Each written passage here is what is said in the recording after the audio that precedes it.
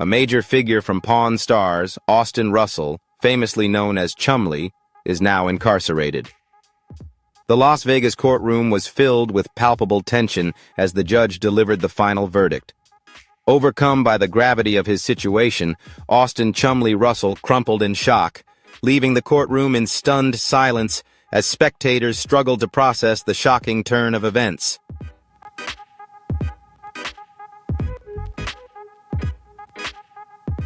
What ignited the overwhelming emotions in the courtroom and triggered the explosive showdown between the cherished reality TV personality and the justice system. Here's the complete breakdown of the dramatic legal battle that culminated in this shocking moment. If this story caught your attention, be sure to like, share with your friends, and leave your thoughts in the comments below. Don't forget to subscribe to the channel for daily updates on the hottest news and captivating stories. Stay tuned.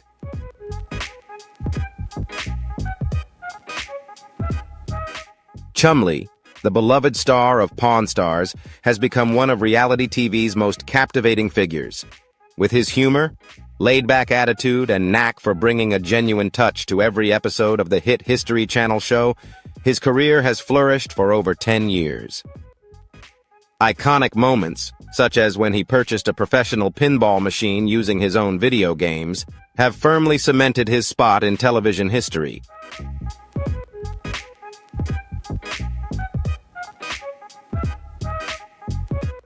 Beyond his unforgettable catchphrases, Chumlee's influence extends well beyond the world of television. His impact on the collectibles market, his crucial role in boosting the gold and silver pawn shop's fame, and his strategic efforts to craft a personal brand highlight his transformation from a simple pawn shop worker to a cultural icon and television legend.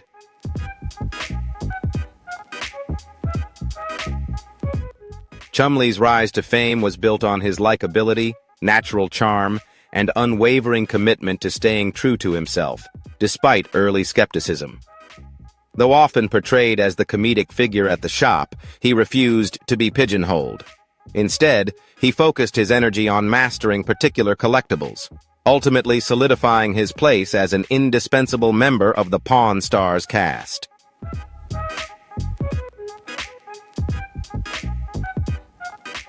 Chumlee's performance earned him a beloved spot among fans, solidifying his status as a breakout star of the show. What truly distinguishes him is his ability to connect with viewers through genuine depth and authenticity. His lasting influence resonated with audiences nationwide, turning him into a household name. Beyond the screen, his business ventures showcase his strategic acumen as he successfully crafted and expanded his own brand.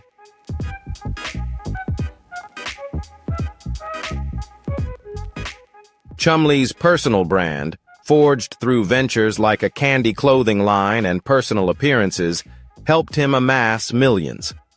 This wealth later funded his legal defense against startling accusations that rocked his dedicated fan base. Following Pawn Stars' success, both the show and Chumlee's career took divergent paths.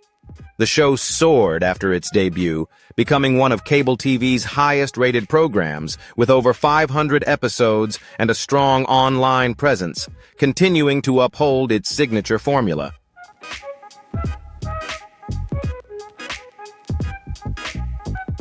With its high production value, Pawn Stars became one of the most educational entertainment shows in reality TV.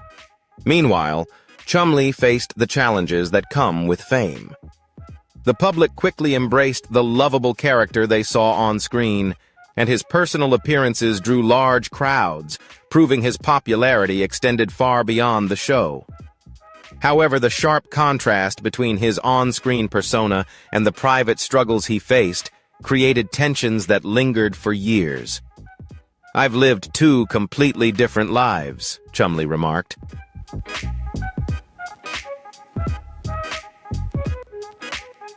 Fame has a way of making you feel invincible. "I was determined to enjoy every moment, especially when people recognized me everywhere I went," Chumlee recalled.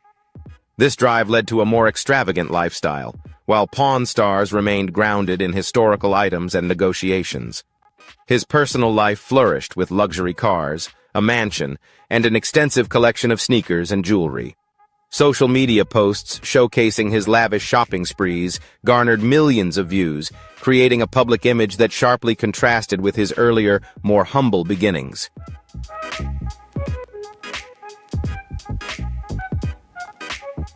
In the mid-2010s, a clear contrast emerged between Chumlee's career success and his growing personal luxury.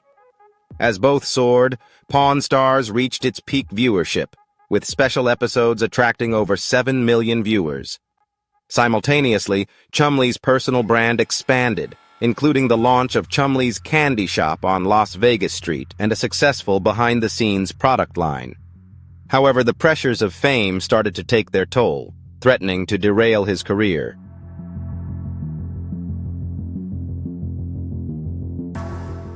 Chumlee often attributed his struggles to the sudden shift from anonymity to fame. Going from an ordinary guy to someone who couldn't go to Walmart without taking 500 photos drove me crazy, he confessed in a rare, candid interview. I turned to things to help me cope. It nearly cost me everything. The personal chaos he faced sharply contrasted with the increasingly professional nature of the show. By 2016, the gap between his public persona and private reality had grown vast, while Pawn Stars continued to portray Chumlee as the lovable character fans adored.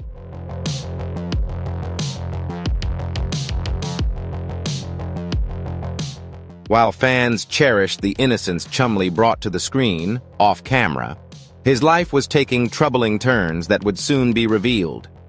His years of increasingly reckless behavior eventually caught up with him, leading to legal trouble.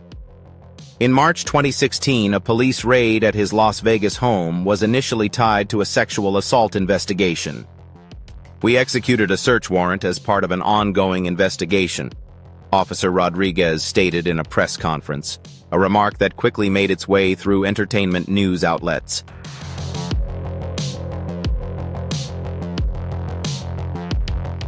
What authorities uncovered during the search led to additional charges unrelated to the original investigation. The raid quickly became a major talking point in the entertainment world, with websites speculating on its potential consequences for both Chumlee and the future of Pawn Stars. A week later, TMZ broke the shocking news.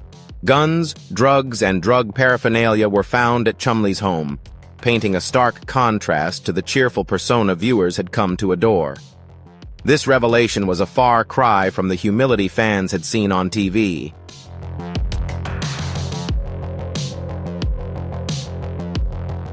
A fan shared in a viral social media post that this situation has shifted the way people view Chumlee. If these stories captivate you, hit the subscribe button so you never miss any of our videos. Don't forget to share with your friends and family so you can dive into these surprising stories together. Let us know your thoughts in the comments. What's your take on changing yourself through plastic surgery?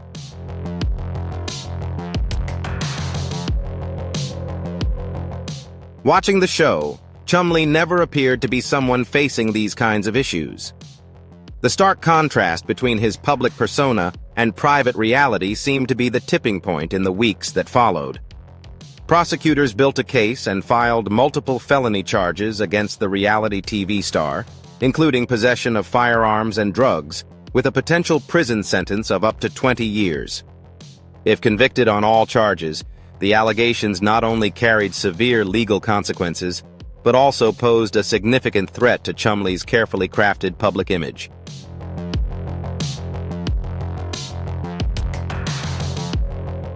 The legal actions sent shockwaves through the entertainment industry, jeopardizing the very foundation of Chumlee's career and financial success. Experts speculated that this could signal the end of one of reality TV's most recognizable personalities. Court records unveiled shocking details about the scale of the discoveries at Chumlee's residence. Evidence logs revealed that authorities found multiple types of weapons, including assault rifles, along with various substances and related items. However, in a significant twist, the initial search was prompted by an investigation into an alleged sexual assault.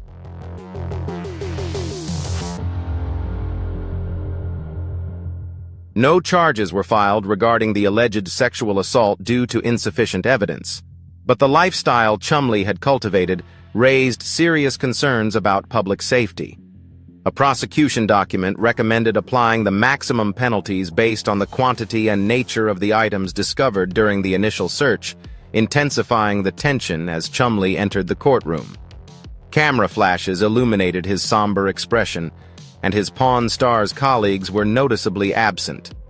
The television personality who had once entertained millions was now facing the legal repercussions of his actions.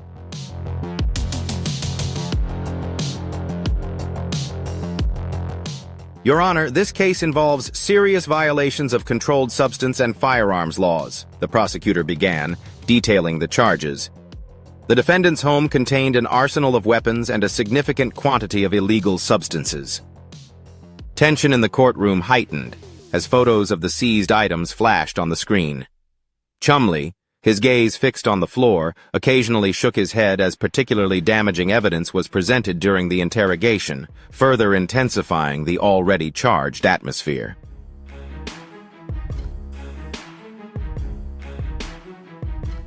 Was it your testimony that Mr. Russell was operating a drug distribution operation?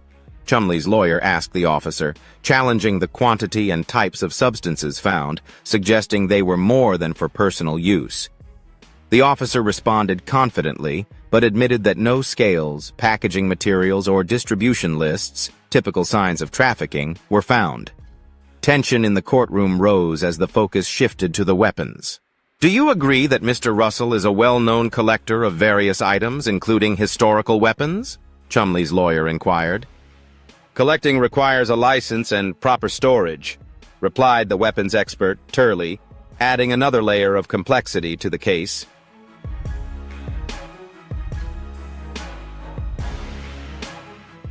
Chumlee appeared visibly nervous, whispering to his lawyer as the judge reminded him to remain silent unless called to the witness stand.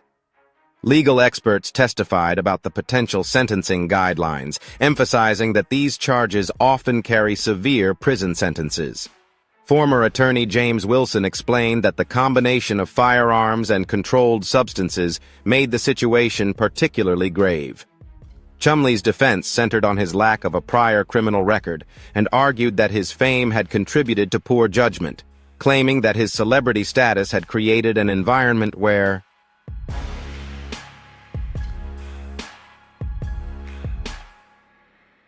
the line between normal and excessive grew ever more unclear.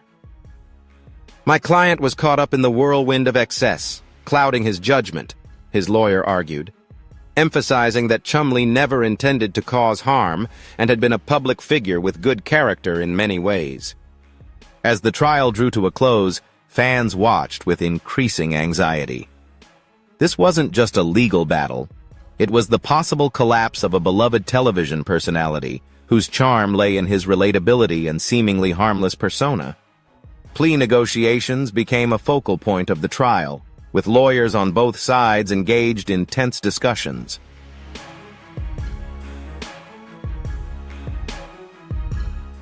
As intense discussions about potential solutions unfolded, the implications of the case reached far beyond the threat to Chumlee's personal freedom, with the possibility of him spending years behind bars.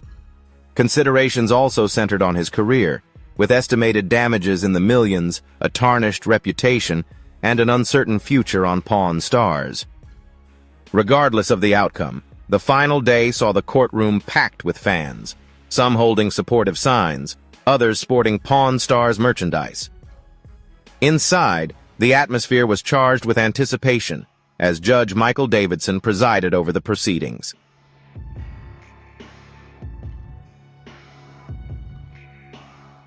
As Chumlee prepared for sentencing after agreeing to plead guilty in the state case against him, the judge began the court proceedings. He meticulously reviewed the plea deal negotiated between the prosecution and defense, weighing both the mitigating and aggravating factors. The room was so quiet that the rustling of paperwork could be heard as Chumlee stood, his hands trembling slightly at his sides. The defendant pleaded guilty to one charge related to firearms and one charge related to a minor drug offense. The judge then announced that the remaining charges were dismissed as part of the agreement.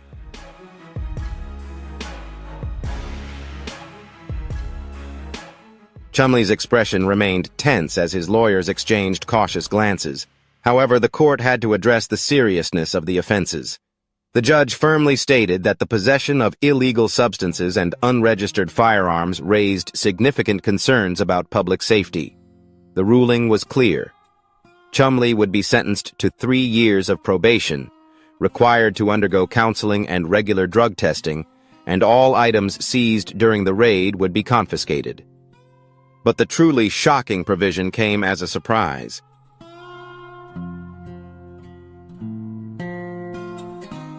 Any violation of his probation terms would result in an automatic 3-year prison sentence without the need for a subsequent hearing.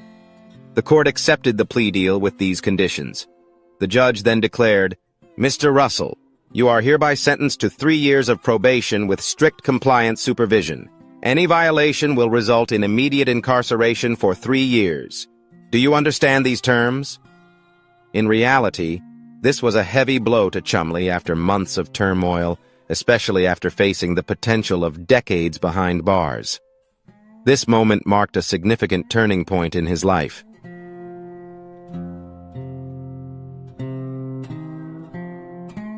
Instead, a wave of relief washed over him as the reality of how close he had come to losing everything, coupled with the realization that his freedom now rested on perfect compliance, seemed to overwhelm him. His face turned pale, beads of sweat forming on his forehead as the judge continued to read the full conditions. In addition, the defendant was required to complete 200 hours of community service. The judge's voice grew distant, drowned out by the roaring in Chumlee's ears. The courtroom began to spin, and his lawyer quickly noticed something was wrong.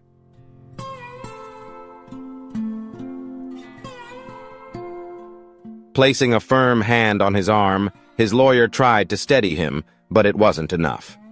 The reality TV star who had entertained millions suddenly collapsed forward.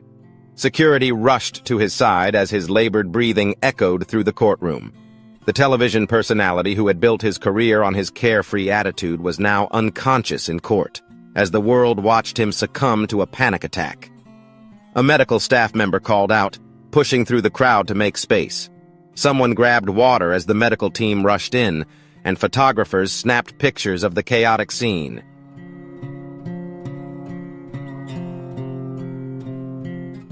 It quickly dominated entertainment headlines worldwide. Chumlee, the beloved Pawn Stars personality, was being attended to on the courtroom floor. The emotional toll of his legal battle had finally manifested physically. Outside the courtroom, Rick Harrison was seen visiting his colleague and friend for a brief moment, while fans gathered in concerned groups, many expressing shock at the dramatic conclusion of the case. The medical drama quickly overshadowed the legal verdict, as entertainment websites and social media exploded with worry, with fans flooding platforms to share their concerns.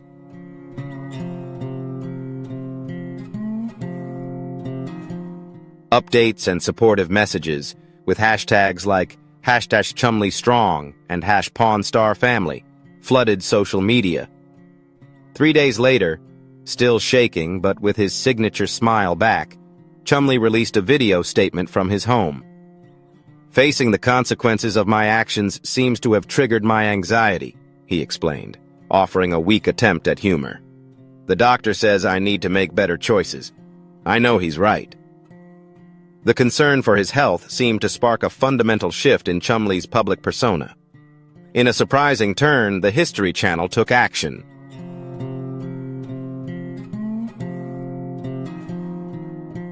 Reportedly supportive of his continued involvement in the show after recovery, an anonymous source revealed that the network viewed his legal troubles as an opportunity for a true redemption storyline.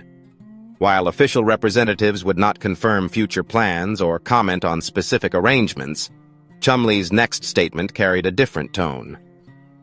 "I let my reputation cloud my judgment. I made mistakes that could have cost me everything," he said, his demeanor unusually serious. "I'm grateful for this moment."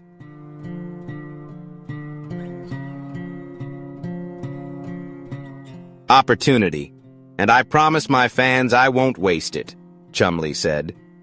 The entertainment world buzzed with speculation about what might happen next. This legal battle had altered his path, and as a seasoned reality TV figure, the audience resonated with stories of redemption. Chumlee now had an authentic narrative to share with the media. Observers noted that he appeared focused on his legitimate business ventures while adhering to all court requirements. Fans flooded social media with supportive messages about his potential return, though no official confirmation was given.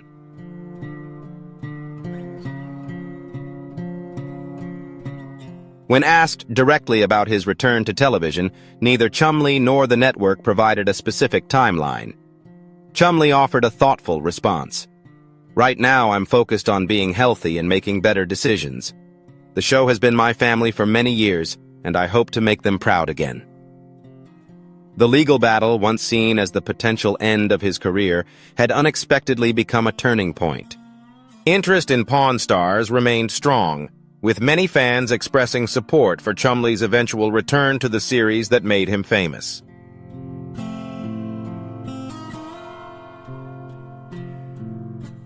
For those who have followed his journey from an unknown pawn shop employee to a television star, this courtroom drama serves as a stark reminder of the pitfalls of fame. The collapse, which left viewers stunned, wasn't just about a man reaching his breaking point. It could also mark the beginning of a more authentic public persona emerging from behind the carefree character. What do you think about how fame influences personal judgment? Share your thoughts in the comments.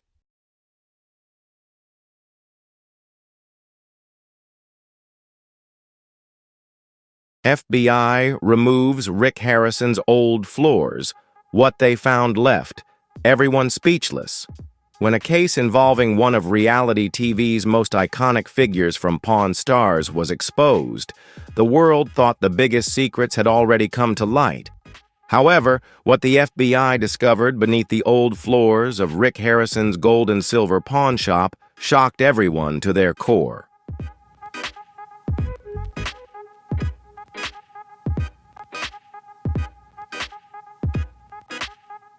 These discoveries not only changed the way we view a once-beloved reality TV empire, but also opened a new chapter in the investigation of international crime.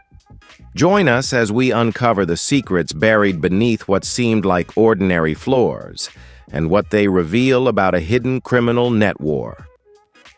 If you find this story fascinating and want to uncover more hidden secrets, don't forget to leave a comment. Type 1 if you sympathize with Rick Harrison, or 0 if you have a different opinion. Make sure to like and share so your friends can follow the story too.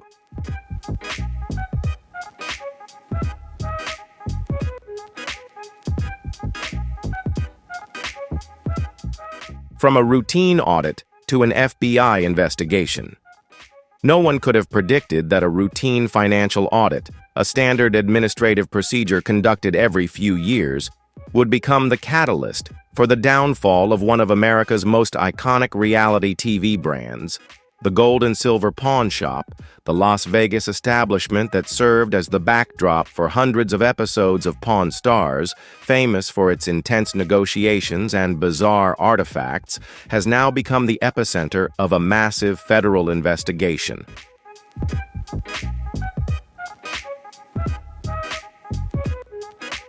The story began in late 2023, when the Internal Revenue Service, IRS, discovered irregularities in the financial records of Rick Harrison, the longtime owner of the gold and silver pawn shop, and his son, Corey, known for his sharp negotiating skills on Pawn Stars. Minor discrepancies in income reports, suspicious money transfers between accounts, and unusually large volumes of cash transactions quickly caught the attention of the FBI's Financial Crimes Unit.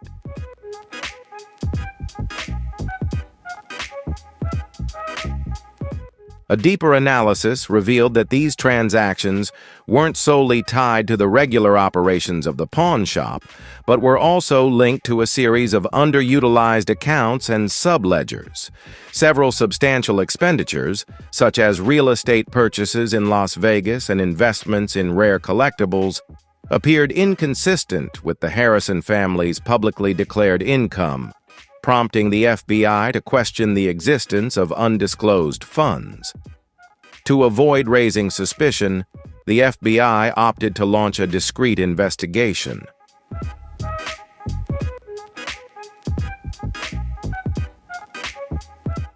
A team of agents specializing in financial crimes was deployed to monitor the activities of Rick and Corey.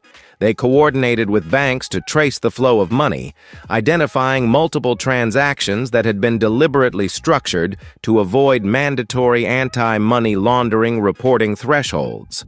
At the same time, undercover agents interviewed individuals who had dealings with gold and silver, ranging from customers selling antiques to various suppliers. Several disclosed that Rick and Corey often paid cash for high-value items without requesting detailed invoices.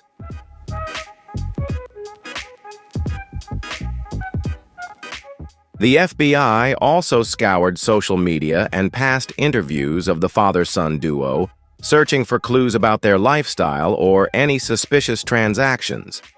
One post by Corey bragging about a newly acquired vintage car raised agents' suspicions regarding the source of the funds.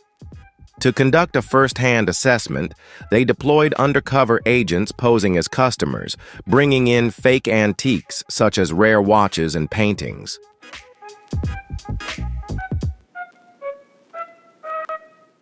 An undercover agent recounted a case in which, after presenting an item claimed to be a Middle Eastern artifact, Rick Harrison not only accepted it but also suggested legitimizing it by bringing in an expert from the show to authenticate it.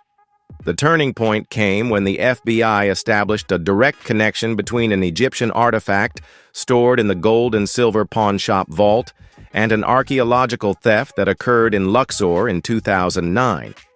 From there, they uncovered a chain of 17 other items with similar origins, all of which had been featured and appraised in episodes from seasons 4 to 10 of Pawn Stars.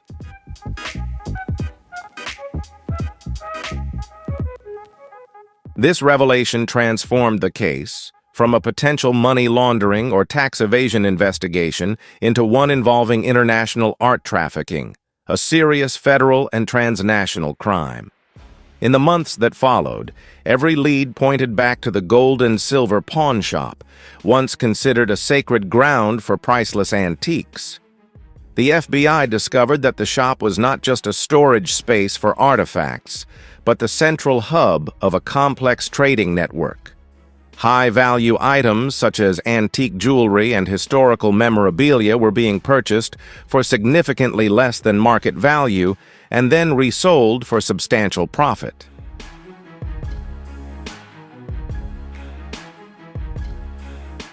Only a small portion of these transactions were officially reported. A major breakthrough came when the FBI analyzed a shipment of gold delivered to the shop. The documentation revealed a suspicious origin and signs of forgery. Their suspicions were further confirmed when agents uncovered evidence that secret shipments were being delivered to the store at night using unregistered vehicles. Surveillance footage from nearby businesses captured packages being hurriedly unloaded after hours, with no records of these shipments appearing in the official inventory.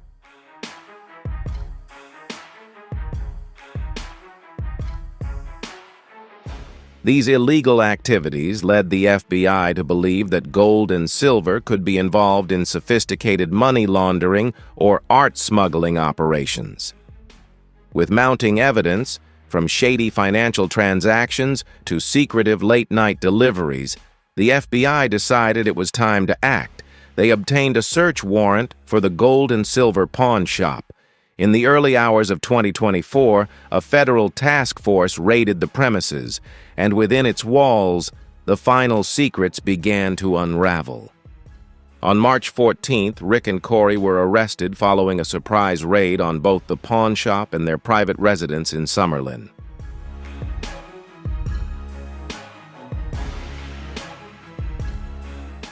There were no screams, no resistance. The father and son emerged from the shop in handcuffs, heads bowed low. The gold and silver pawn shop, located on the bustling Las Vegas Boulevard right in the heart of Las Vegas, Nevada, had long been a familiar landmark. With its glowing neon sign and nostalgic atmosphere, the store became a must-visit destination, not just for locals but also for tourists, thanks to its fame from the hit reality show Pawn Stars.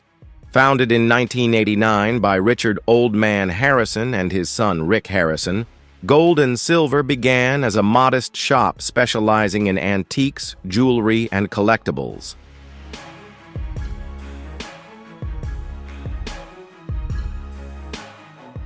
The shop's growth was closely tied to Rick's sharp business instincts, which transformed it into a global brand, where one could find everything from vintage watches to war memorabilia.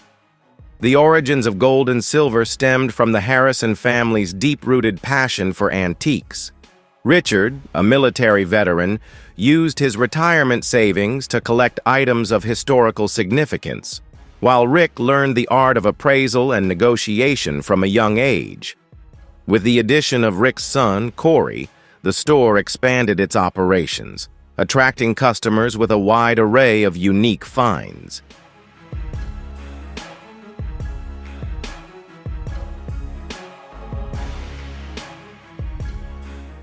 However, beneath this legal facade, the FBI began to suspect that the shop was more than just an antique store. It was a hub for covert operations. Significant cash transactions, opaque bookkeeping, and items with suspicious origins had been drawing investigators' attention since late 2023. The suspicions reached a climax when, in the early months of 2024, the FBI secured a search warrant for the Gold and Silver pawn shop. A special task force raided the premises, seizing ledgers, computers, and questionable artifacts. During a meticulous inspection, they made the decision to pry up the old floorboards in a rarely used storage area at the back of the shop.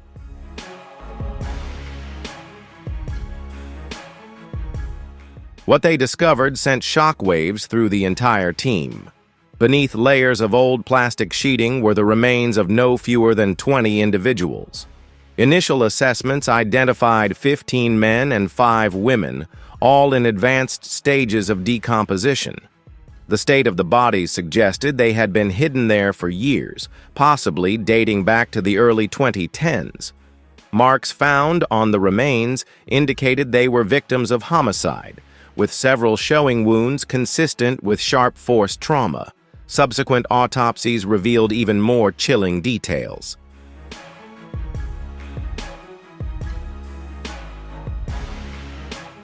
The bodies had been buried beneath the storage room floor for at least 15 to 20 years, with remnants of clothing and personal items dating back several decades. Although no formal identification documents were found, a ring with engraved initials discovered on one of the female corpses provided the first tangible clue to a victim's identity. The FBI suspects that the victims may have been connected to the shop's shady dealings in the past, possibly as associates or customers who were silenced to protect secrets.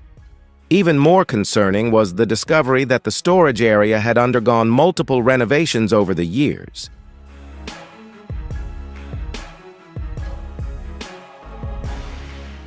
However, no employees had ever reported anything, a fact that led the FBI to question whether Rick and Corey were aware of the existence of the bodies. During a thorough search of the Gold and Silver pawn shop, the FBI also discovered a hidden room concealed behind a bookshelf in the basement, secured with a combination lock. When they broke in, they found a carefully curated collection of antiques. Among them were golden statues from the Inca period, clearly looted from archaeological sites in South America, along with a collection of ancient jade artifacts from China that are listed as prohibited for international trade.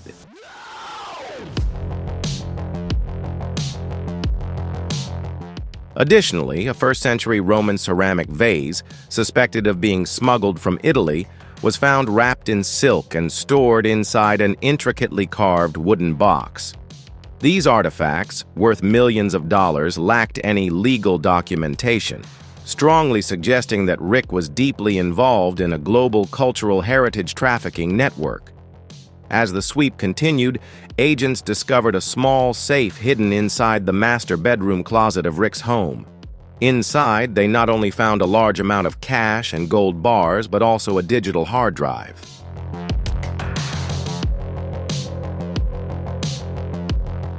After analysis, the FBI discovered hundreds of audio files, including voice recordings of Rick negotiating with individuals who identified themselves as suppliers. In one excerpt, Rick discussed receiving special goods at night, instructing them not to leave any traces and to be paid in cash to avoid complications. Another recording captured a tense conversation in which Rick appeared to threaten an uncooperative associate, ominously implying that curious individuals rarely end up with favorable outcomes.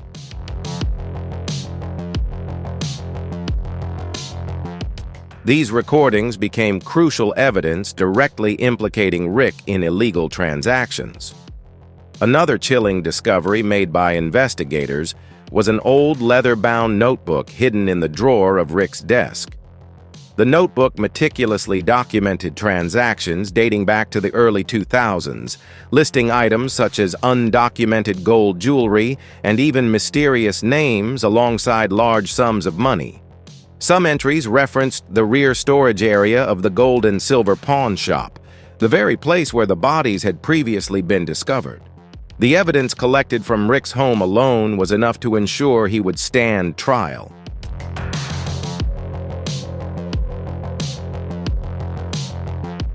Rick and Corey's reactions to the discoveries stood in stark contrast. Rick remained unnervingly composed while answering FBI questions, calmly denying any knowledge of weapons or bodies and dismissing everything found in the shop as a misunderstanding. He claimed the safe might have belonged to a former employee and that the storage floor hadn't been renovated since his father's time. Corey, on the other hand, appeared visibly shaken, repeatedly insisting he had nothing to do with any of it and was deeply distressed upon hearing about the bodies.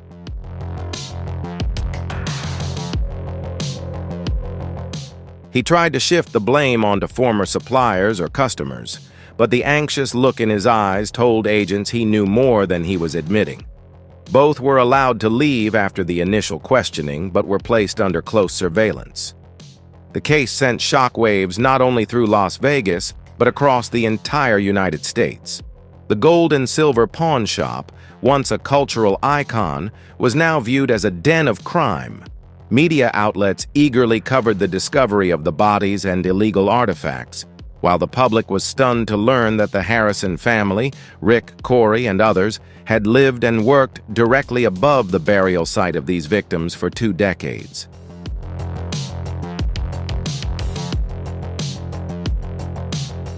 Perhaps the most chilling realization is that thousands of customers, from locals to tourists, had walked through the shop, stood on the warehouse floor, and even taken selfies, completely unaware that they were standing above the remains of murdered individuals. The once bright image of the gold and silver pawn shop is now shrouded in the grim reality of a deadly secret. If you found this story captivating and want to join us in uncovering more thrilling cases, be sure to like the video and share it with your friends so everyone can follow along. Don't forget to subscribe to the channel and turn on notifications so you won't miss any of our upcoming videos filled with shocking twists and fascinating truths. Leave your thoughts in the comments. We'd love to hear what you think and continue the conversation about these intriguing topics.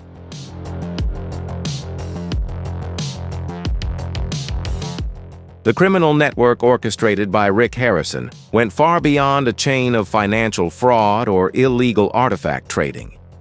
Behind the facade of a wise father and familiar antique appraiser on television was a tightly organized underground operation that stretched far beyond the borders of the United States, reaching into the most unexpected corners of the globe, from Asia and South America to the Middle East and Eastern Europe. The FBI believes that for over a decade, Rick had built and maintained a sophisticated system dedicated to sourcing, transporting, laundering, and selling illegally obtained antiquities, rare artifacts, and even ancient weaponry.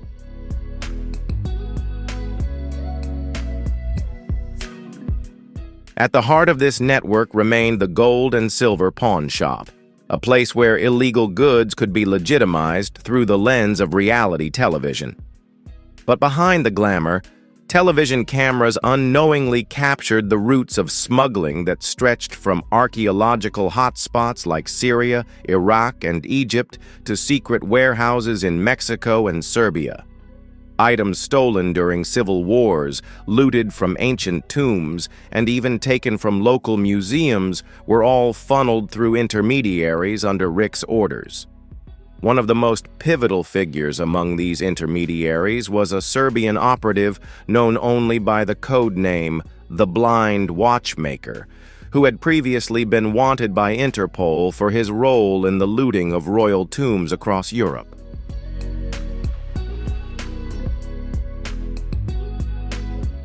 The FBI discovered that the network was not only involved in the trafficking of antiquities, but also engaged in large-scale money laundering. Profits from the sale of these artifacts were funneled through multiple offshore bank accounts in tax havens, such as the Cayman Islands and Singapore, before being brought back into the United States in the form of real estate investments or high-value collectibles acquisitions. Although Corey Harrison was not identified as the mastermind, he played a crucial role in overseeing transactions at the shop level and communicating with international intermediaries.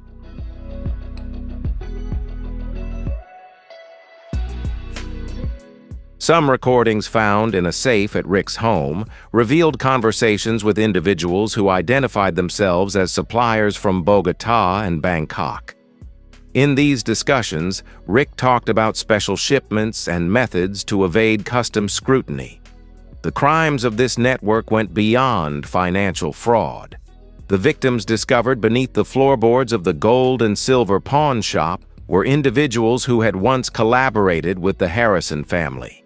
These included a former financial employee and antique appraisal expert, as well as a man identified as a cybersecurity consultant who had worked for the Pawn Stars show.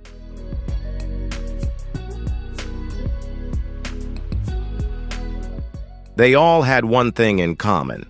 They knew too much, or had threatened to reveal information related to the Harrison family's illegal activities. An internal FBI report revealed that before his death, one of the victims, Eli Sandoval, had sent an encrypted email to the Las Vegas Post warning, "Rick Harrison is not just a TV personality. He runs a bloody trade network that the media has never suspected." But before the information could be published, Sandoval was found dead in an abandoned cabin.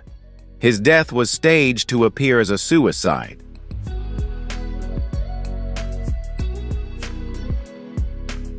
The network was also linked to human trafficking gangs in Mexico and underground financial systems in Vice, where both Rick and Corey had previously made suspicious investments. A portion of the profits from the sale of antiques had been funneled back into these money laundering programs, further enabling criminal organizations abroad, including non-state armed groups. This evidence showed that Rick's network not only operated for profit, but also maintained complex ties to the international underground criminal world.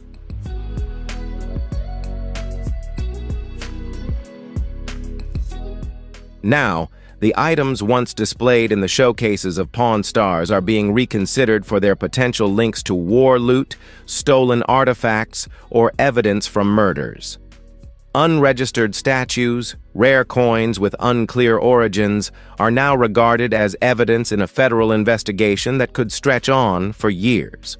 The deeper the FBI investigates, the clearer the picture becomes. This is not just the story of a man driven by an insatiable desire for wealth. It is a conspiracy cloaked by the bright lights of Pawn Stars, and now it is slowly collapsing under the weight of the truth.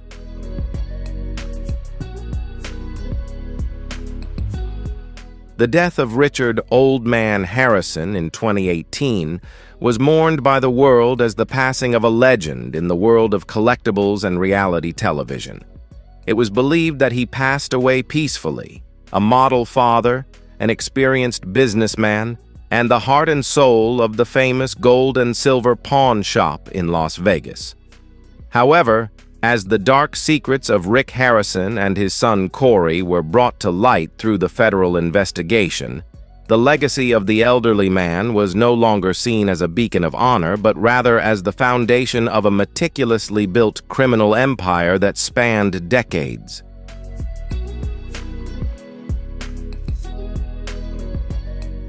What puzzled observers the most in his will was the complete omission of his son, Christopher Harrison, from inheriting anything.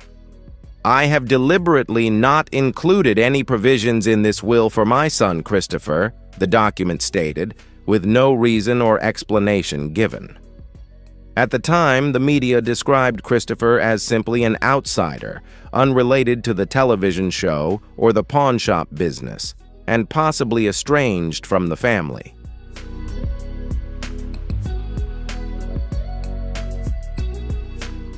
As FBI investigators began to review Richard Harrison's will, a crucial question arose. Was Christopher Harrison's exclusion an attempt to conceal or eliminate a potential threat from within the family? Richard's secret meetings with his legal advisor and the changes he made to his property holdings in the final months of his life raised strong suspicions about his motives.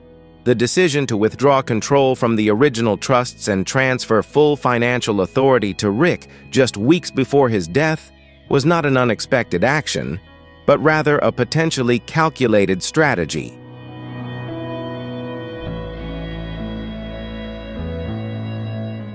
Legal experts, particularly specialist Jennifer Elkins, pointed out that making such changes without the involvement of an independent representative was highly unusual for an estate worth tens of millions of dollars.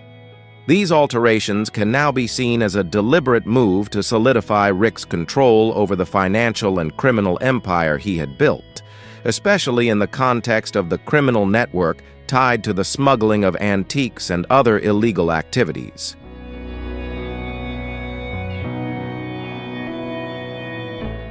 Adam Harrison's death caused a stir and raised many suspicions. Although the official report stated that he died from a heroin overdose, investigations by the FBI revealed several unusual signs. The lack of security cameras in the area where Adam was found, deleted data from his phone, and discrepancies between his call and message history before his death were factors that made this case more than just an overdose death.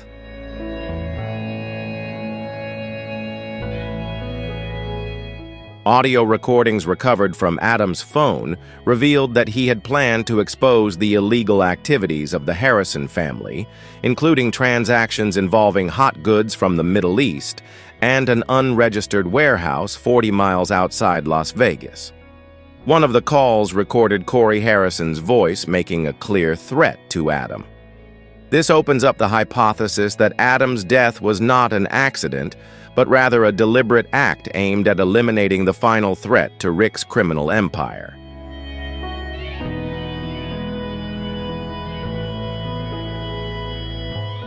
One chilling theory suggests that Adam's death was the result of a targeted attack aimed at eliminating the only person capable of exposing Rick Harrison's criminal scheme.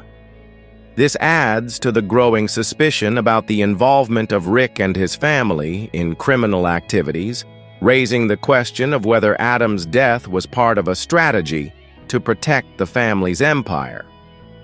All of this leads to a crucial question. Will the upcoming trial truly reveal the full truth, or is it merely a stage performance designed to manipulate justice and the media?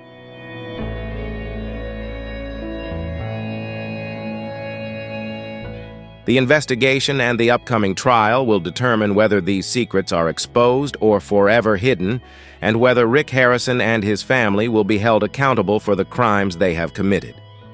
The trial of Rick Harrison and his son, Corey Harrison, is set to begin in the fall of 2025 at the Nevada Federal Court, attracting national attention.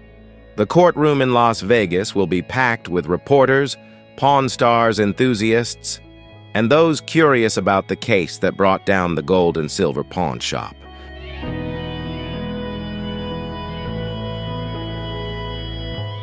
The tense atmosphere enveloped the courtroom as Rick entered calmly, yet with tired eyes, while Corey appeared anxious and sleep-deprived.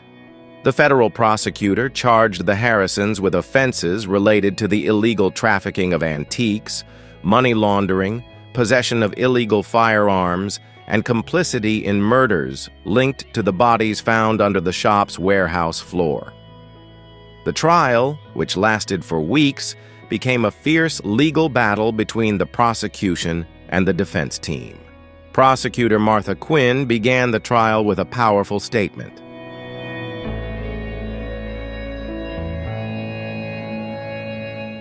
She argued that Rick and Corey had exploited their fame to conceal a transnational network trafficking in ancient artifacts, laundering money through pawn shop activities and fraudulent investments, while silencing those who threatened to expose them.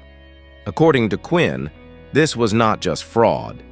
It was a sophisticated structure akin to a mafia, hidden under the guise of an educational television program.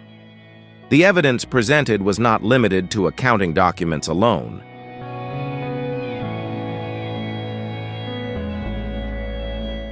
It also included wire transfer records to shell companies in the UAE, Malta, and Cyprus, along with surveillance footage from a warehouse on the outskirts of Las Vegas containing unregistered artifacts. Most importantly, there were audio recordings extracted from the phone of Adam Harrison, Rick's deceased son. In one recording, Rick is heard telling Corey, "If Adam talks, we're done. Do you understand me?" Along with this, the prosecutor presented an undeniable series of pieces of evidence, including audio recordings from a hard drive found in Rick's home.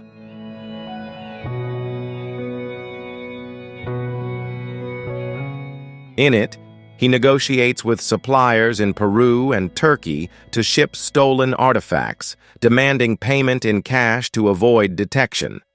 One particular recording that was shocking captured Rick threatening a colleague, saying that those who are curious don't live long, directly linking him to 3 of the bodies found under the warehouse floor. The prosecutor also presented Rick's notebook, which detailed shady transactions from the 2000s, including entries for unregistered gold and special goods that matched the timeline of the victims' murders.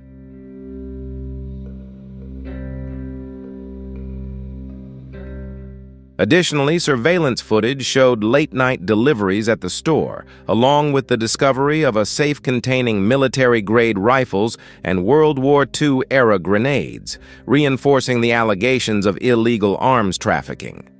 The FBI presented further evidence of Rick's international network, including encrypted emails linking him to intermediaries in Mexico, Thailand, and collectors in Dubai. Illegal artifacts, such as Inca gold statues, jade artifacts from China, and Roman-era pottery, were displayed in court, proving that gold and silver were at the heart of the trafficking and cultural heritage trade.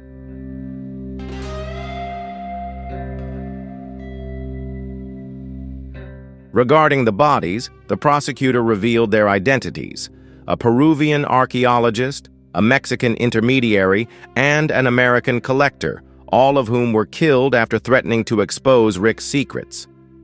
Autopsy reports showed stab wounds and signs of strangulation, indicating deliberate murder. The prosecutor emphasized that Rick not only knew about the bodies, but also intentionally concealed them, allowing his family and customers to unknowingly walk over their graves for 20 years.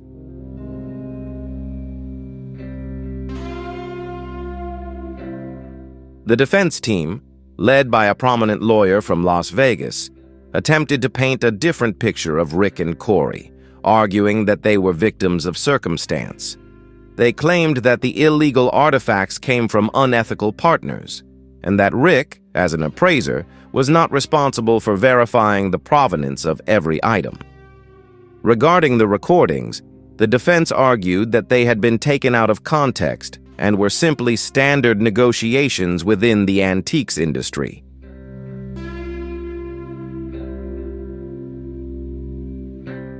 Regarding the bodies, the defense argued that Rick and Corey were completely unaware of them, claiming that former employees or external enemies had used the store as a dumping ground.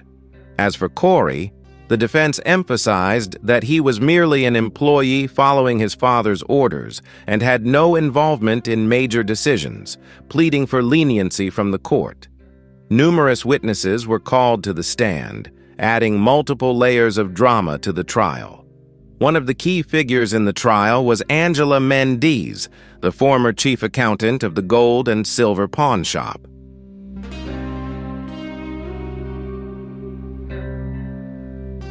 Angela, dressed in a light gray business suit, her eyes clearly showing signs of anxiety, but her voice calm, was more than just a witness. She was the one who initiated the FBI's internal investigation nearly 2 years ago.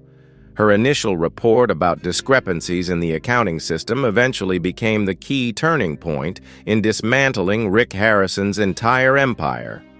Angela stood at the witness stand, her hands lightly gripping the rail. She recalled, "I used to think this was my dream job."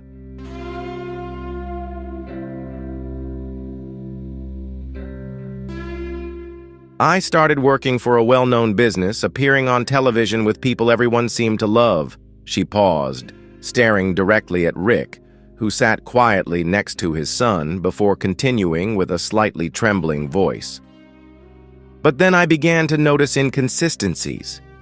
Unreported cash transactions, shipping costs. I wasn't allowed to scrutinize things thoroughly, and invoices from foreign companies had no real names."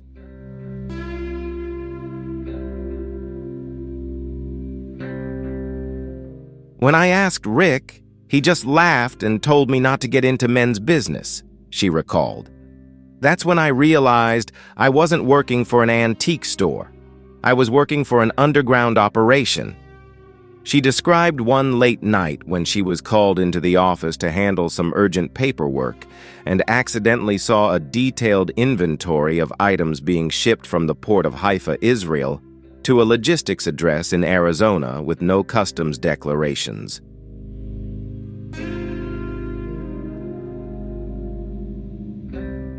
She vividly recalled a handwritten note on the margin that didn't account for laundering after 6 months. These testimonies pierced through the carefully constructed facade of over a decade, the image of a trustworthy middle-class American family living with a passion for collecting. But with each story, with each piece of evidence presented, the opposite became clear. They not only deceived their audience, but also deceived the legal system, conservation organizations, and the millions who believed in the value of history.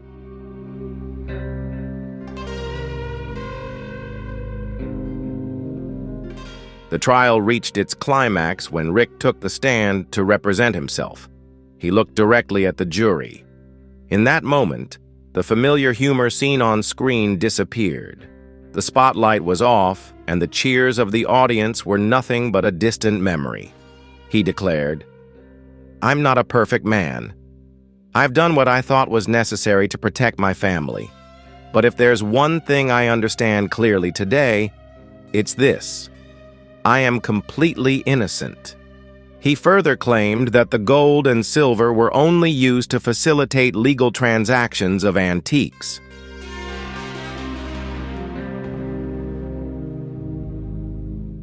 Any illegal artifacts or weapons were allegedly brought into the store by deceitful partners, Rick claimed. As for the bodies, Rick asserted that he was horrified to learn the truth and had never suspected such a secret lay hidden beneath the store's storage area. He emphasized that he was a father, a businessman, not a criminal, and pleaded with the jury to recognize his true nature. However, his cold stare and lack of emotion led many in the courtroom to doubt him, especially as Corey sat beside him, constantly lowering his head and trembling.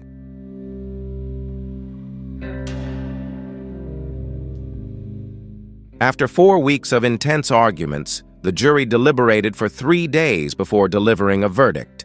The judge declared Rick Harrison guilty on all charges: smuggling artifacts, money laundering, possession of illegal weapons, and conspiracy to commit murder. With overwhelming evidence from the recordings, notebooks, and the bodies, he was sentenced to life in prison without the possibility of parole, ensuring that he would never leave federal prison. Corey, though regarded as his father's subordinate, was convicted of aiding and abetting smuggling and money laundering, receiving a 15-year sentence with the possibility of parole after 10 years.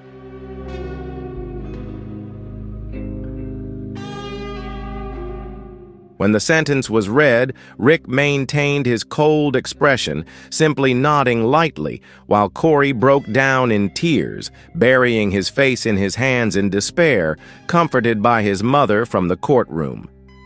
The trial concluded, leaving an indelible stain on the history of Las Vegas. Gold and silver, once a cultural landmark, were now sealed, with its artifacts confiscated to be returned to their rightful countries of origin. The public was stunned by the revelation that Rick, once beloved on Pawn Stars, was the mastermind behind a ruthless criminal network, leaving 3 bodies beneath the floor of his shop as a grim warning to anyone who dared oppose him.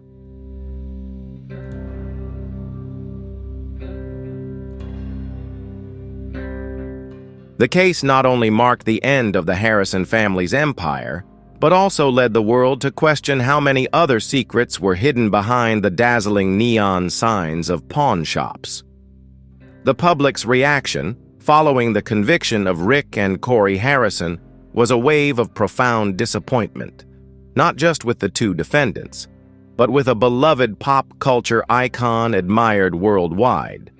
Pawn Stars was not just a television show. It had become a place where history enthusiasts, collectors, and even casual viewers could connect over fascinating stories and savvy bargaining.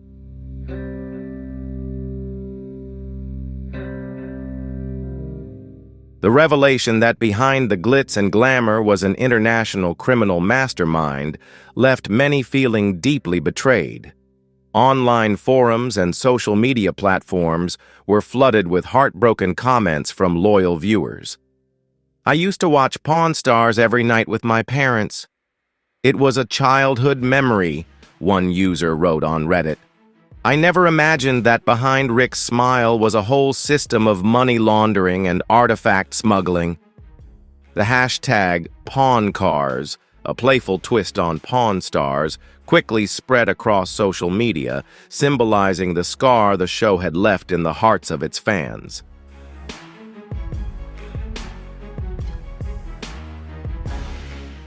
Even the Harrison family was not spared from the fallout. Deanna, Rick's ex-wife, shared with the press that she was completely devastated by the truth.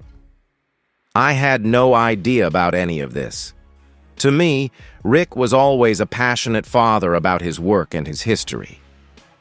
Even Christopher Harrison, Rick's son who was excluded from his will, declined to comment to the media, only writing on Facebook, "I wish things hadn't turned out this way, but maybe I never truly understood my family."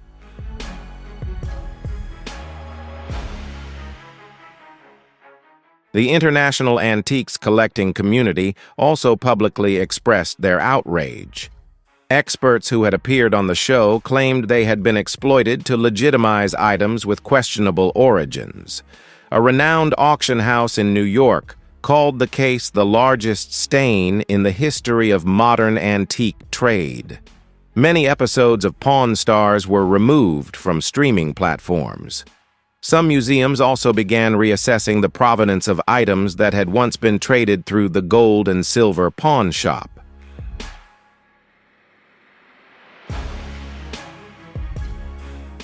Even in Las Vegas, where gold and silver had been a fixture for decades, residents couldn't believe it. The shop, once a famous tourist attraction, drawing thousands of visitors each year, was now closed, sealed off with FBI tape, and regarded as the crime scene of a decades-long operation. After Rick Harrison, Corey Big Hoss Harrison and Austin Chumlee Russell were convicted of money laundering, artifact trafficking, and involvement in a transnational criminal network, Pawn Stars faced an unprecedented crisis.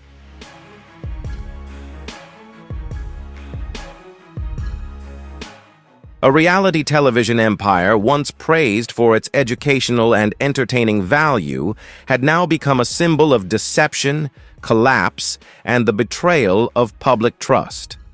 Immediately following the trial, the History Channel issued a brief statement, carefully avoiding specific details of the case, simply stating, "We are reviewing all content related to Pawn Stars and will make decisions that align with our core values as a network."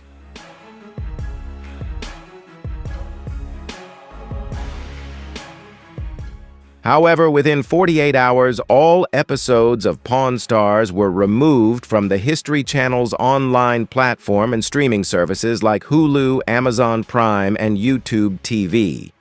All related merchandise, including Pawn Stars, Do America, and other spin-offs, were also indefinitely canceled. Some internal sources revealed that the History Channel had received legal warnings from the government, urging them to cease airing content that could indirectly glorify convicted criminals, especially given the evidence that some episodes had inadvertently promoted items obtained illegally.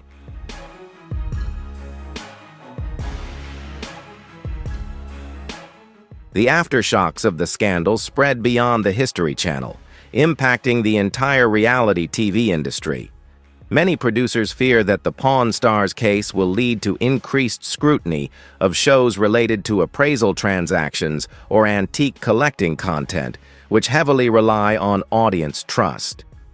Currently, the History Channel faces the threat of a class action lawsuit from advertisers, business partners, and even viewers who believe they were deceived throughout their time watching the show.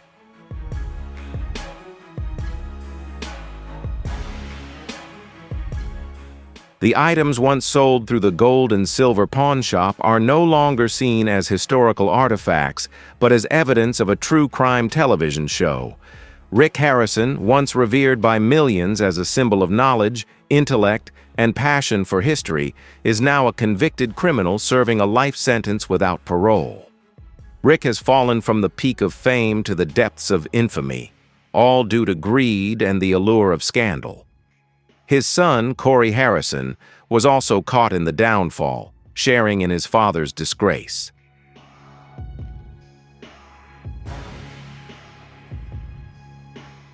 The story of Rick Harrison and the case at the gold and silver pawn shop is not just a shocking scandal, but also a reminder of the truth behind the glitz and glamour of celebrities. With horrifying secrets exposed, this case has completely changed the public's perception of one of the most beloved television shows. If you found this story intriguing and want to follow more mysterious cases and the hidden truths behind the bright lights of television, don't forget to like, subscribe, and turn on notifications so you won't miss our latest videos. We will continue to bring you closer to the dark side of seemingly invincible figures.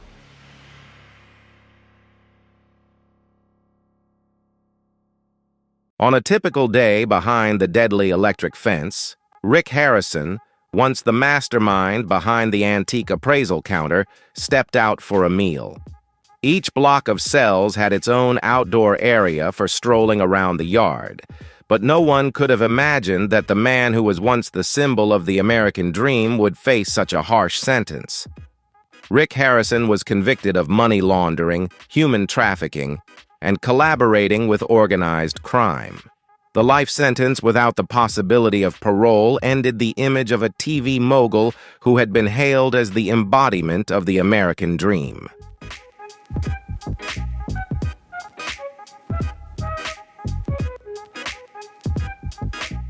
If you once saw Rick Harrison as a symbol of the American dream, does this verdict leave you stunned? Share the video to reveal the truth behind the spotlight. Hit like if you're shocked, comment the number 0 to share your thoughts, and don't forget to subscribe so you won't miss more jaw-dropping stories.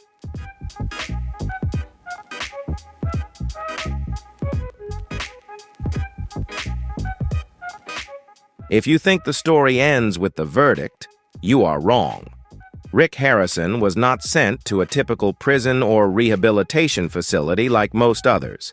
He wasn't confined to a standard federal prison with work programs or opportunities for redemption. Instead, he was thrown into what's known as the hell on earth of the U.S. prison system, ADX Florence. This is a maximum security prison that holds the most violent and dangerous prisoners in the country, from terrorists and serial killers to cold-blooded drug lords.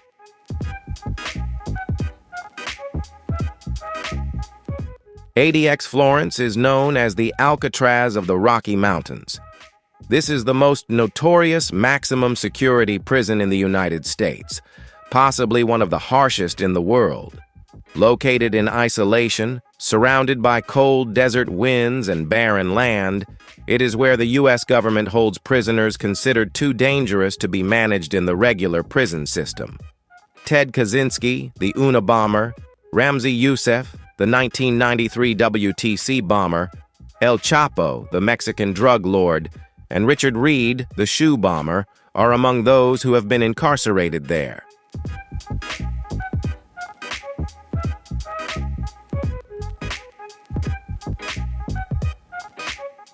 Inside the thick concrete walls, human interaction is almost impossible.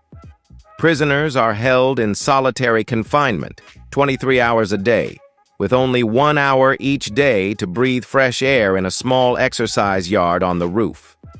Meals are passed through a slot in the door. When Rick was transferred to ADX Florence, he knew he was unlike the other inmates. He wasn't a murderer or a terrorist. He was a fallen businessman. But the prison system doesn't make distinctions. Once labeled high risk, you're locked up with the most dangerous individuals, regardless of your past or reputation.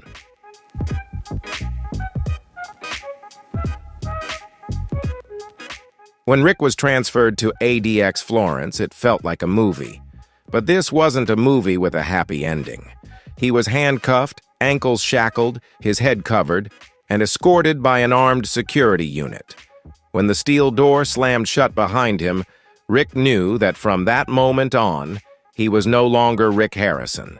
He was just a case number to be managed.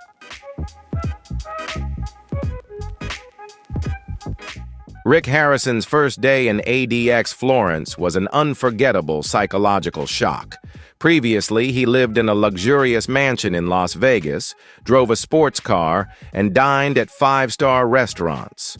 Now, he faced a cramped 2.1.3.6-meter cell with a low ceiling, no windows, and no sound. The bed was a concrete slab with a thin mattress, the toilet connected to the sink with steel, and the fluorescent light was on 24/7.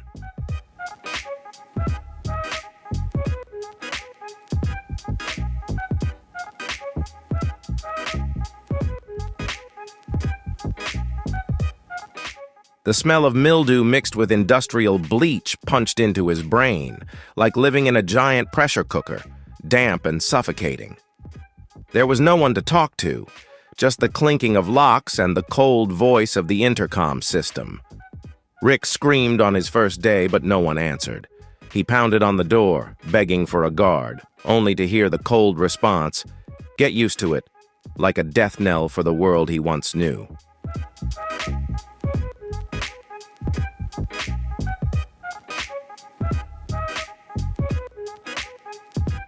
The feeling of being stripped of everything, from the right to choose to the right to speak, plunged Rick into a state of psychological chaos. He didn't eat for the first 2 days, vomiting from heat shock and unable to sleep. Every time he closed his eyes, he dreamed of being stripped naked before a laughing crowd. Memories of his warm, radiant bedroom in Las Vegas now made him feel suffocated. This place had become the home of his life. His body curled up as if punched in the chest, and worst of all were the neighbors, shadowy figures locked away just one wall apart.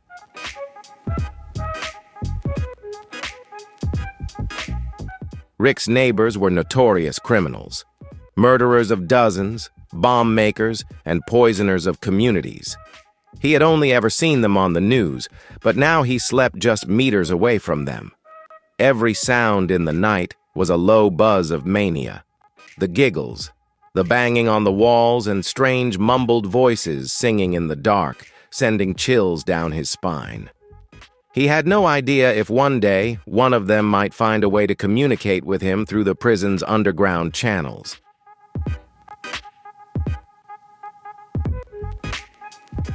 In those early days, Rick began to understand an unspoken rule that no one teaches you, but everyone has to learn when they're in this place. No one will help you unless there's something in it for them. If you're the only man in the block with nothing to offer, no power, no fame, no alliances, the only thing you have is fear, and that's what makes you the perfect target. Rick realized that the nightmare in prison doesn't start with blood. It starts with the cold stare of the men waiting for you to make your first mistake.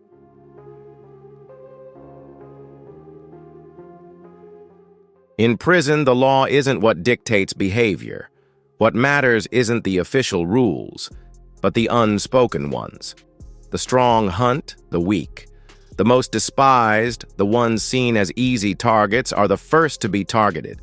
Rick Harrison, with his fame, had become a target in this world of superpowered violence.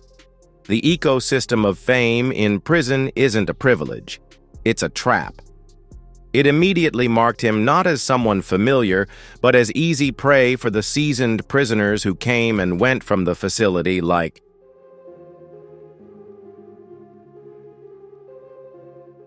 In prison, there are three types of people everyone wants to connect with: the wealthy, the well-informed, and those who can be exploited.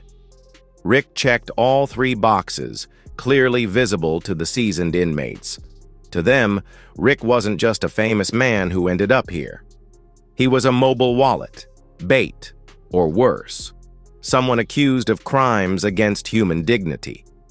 The trafficking charges made Rick's position especially dangerous.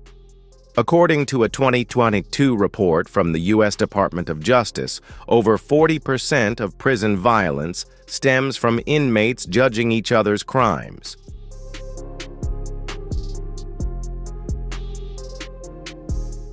Especially for crimes involving children, sexual offenses, or trafficking, Rick had been exposed by the media and condemned by the public. There was nowhere to hide. In the first week, Rick began to feel the danger. The stares in the cafeteria, the shallow questions about what he was accused of, and the offhand comments, all of them made him realize how vulnerable he had become.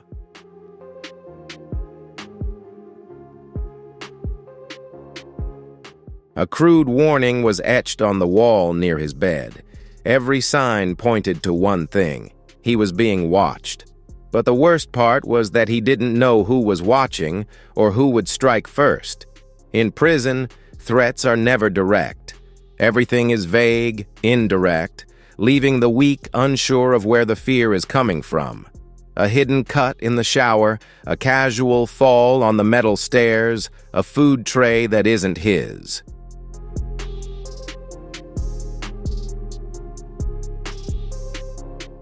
Rick began living in a state of constant vigilance. He ate standing up, with his back to the wall, never letting himself sleep too deeply. He hid his razor behind the soap so no one could steal it. But it was all just instinctive defense. Rick knew he was at the bottom of the prison food chain. Violence in prison wasn't just about stabbing, beating, or killing. It was orchestrated, calculated, sometimes invisible. Every prison has its factions, racial groups, regional alliances, underground mafia ties. Rick didn't belong to any of them. He had no street credibility, no criminal record, no protection from those in power. He was vulnerable, easily manipulated or pressured to join their game.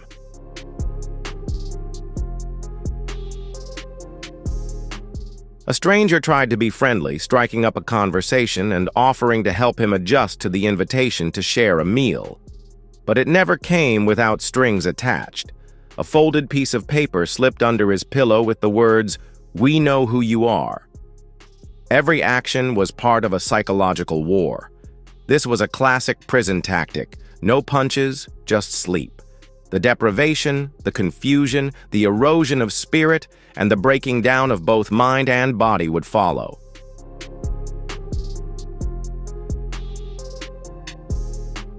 Rick, once the head of a business empire, wasn't naive.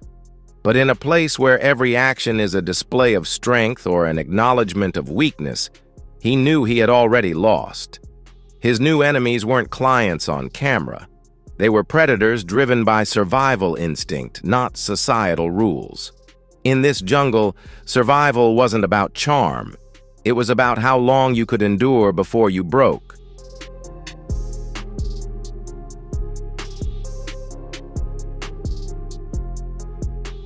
One night, Rick was ambushed in the bathroom.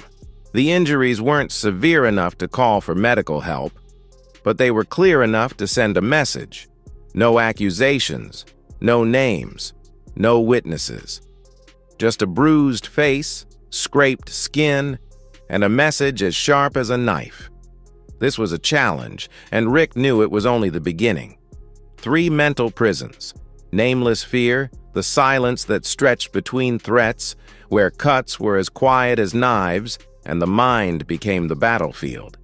Rick Harrison's survival in prison wasn't just a physical fight. It was a prolonged imprisonment in his own mind.